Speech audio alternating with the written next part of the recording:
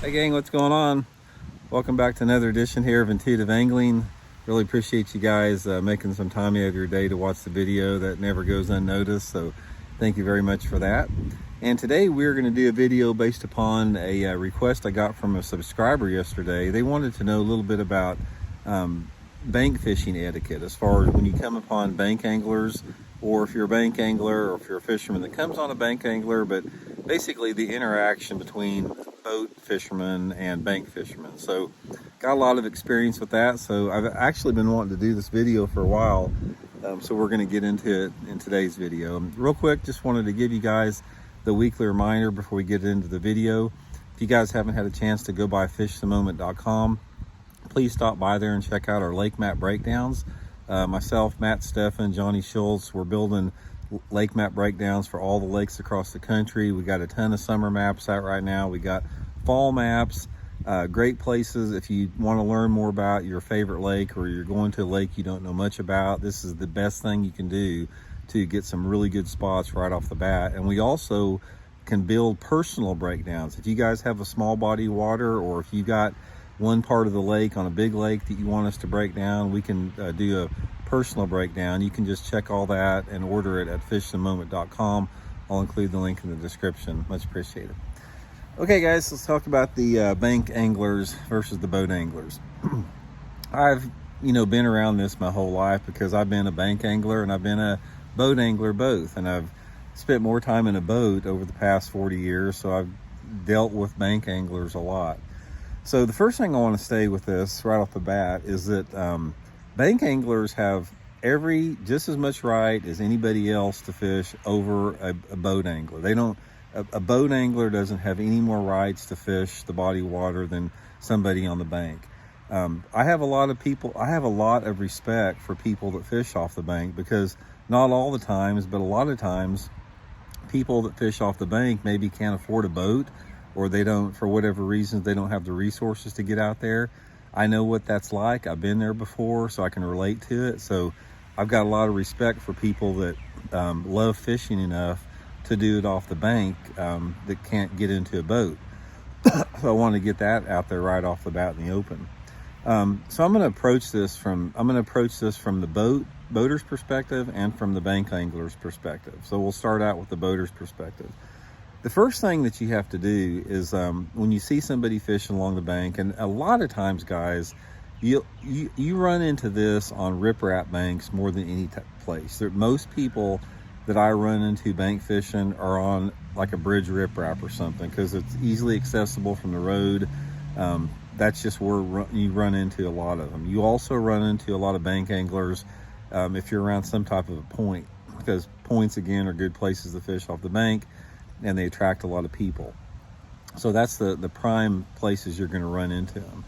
The first thing that you do when you're coming up on, if you're fishing a bank and you're coming up on a bank angler, and let's be honest, nobody likes to see somebody fishing on the bank, because it's getting in the way of you fishing the bank. But you have to get over that real quick. And so every time I see somebody, it's like, that dude's fishing off the bank, I got to give him some room. So every time that I see somebody on the bank, I put my rod tip down, I swing wide so I don't, get into their lines, that type of stuff, and go around them and start fishing again.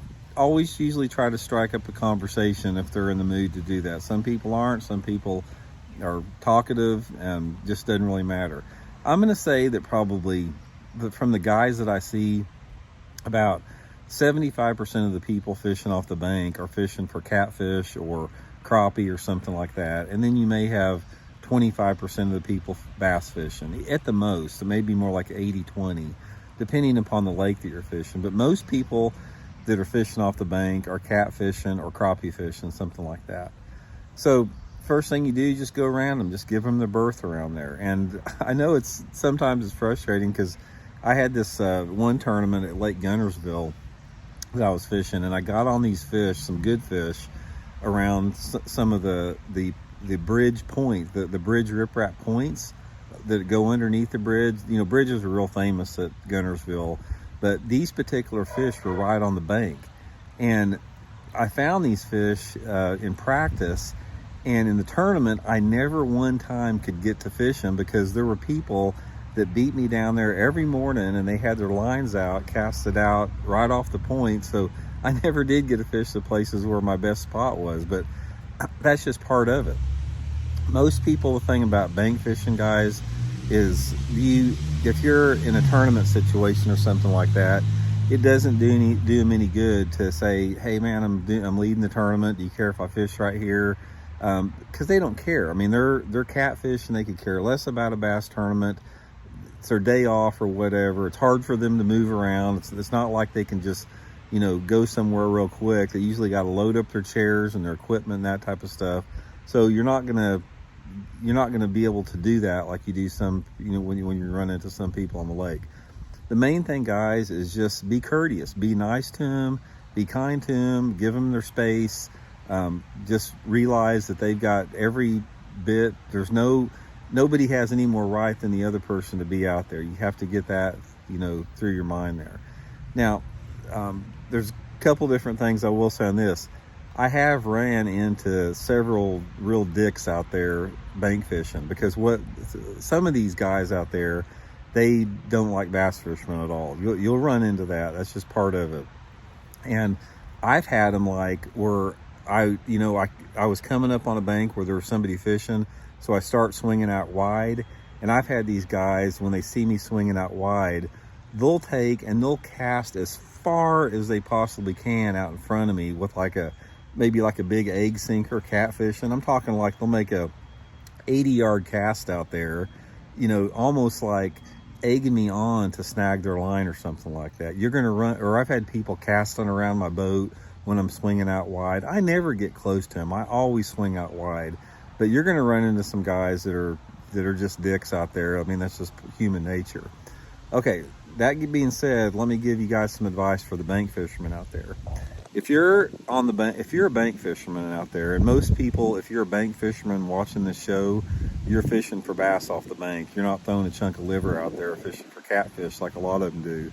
But if you're, fishing down if you're bank fishing on a particular area, and you see some guy fishing down there, just try to show them the same courtesy that you would want shown to you. For example, I don't mean you have to, go someplace else, but a lot of times, I mean, I've been bank fishing before, where if I see somebody coming down the bank and they're working a crankbait parallel to the bank, I'll just reel in and I'll just let them go past me. I'll just say, and to strike up a conversation, hey, what are you guys doing? You guys catching them? Hey, what are you catching them on, like that? And I'll just let them go past me where they don't have to go around me. That's just sort of like a common courtesy that I show them, that I would hope they would show me. So that's one thing you can do. You'd be surprised, guys, if you're fishing off the bank and you see somebody coming down, a bass fisherman working down the bank, and if you stop fishing, let them go past you, because they're not going to park on your spot. They're usually just working down a stretch.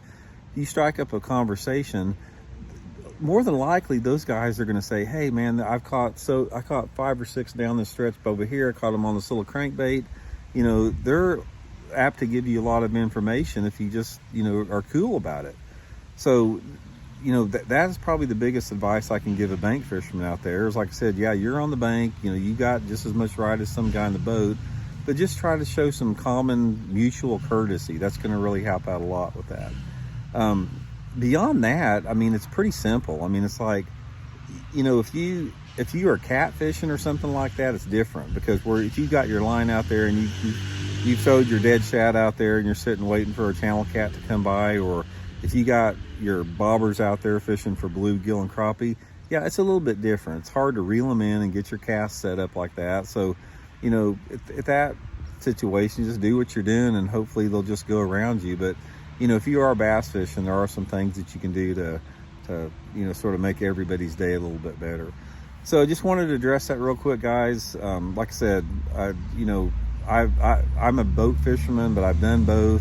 But I'm just here to say right now, nobody's any better than anybody else out there fishing. Just because you have a boat, if you got $100,000 bass boat and you see some guys in a bunch of, beat up coveralls, chunking liver out there, you don't have any more right to fish that lake than they do. So just treat everybody with the same respect that you would want to be treated, and it just makes for a lot better day overall. So anyway, guys, thanks for tuning in. We'll check in later. See you.